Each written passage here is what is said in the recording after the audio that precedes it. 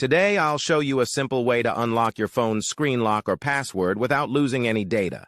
The best part? It's free and easy, even if you're not a tech expert. Just follow these steps, and you'll be able to unlock any phone hassle-free. Let's get started. You can unlock your phone's screen lock or password using a special code.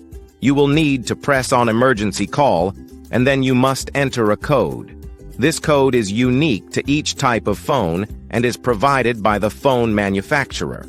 In this video, we're using a code that works specifically for the type of phone we're demonstrating. Here's how you can get the code.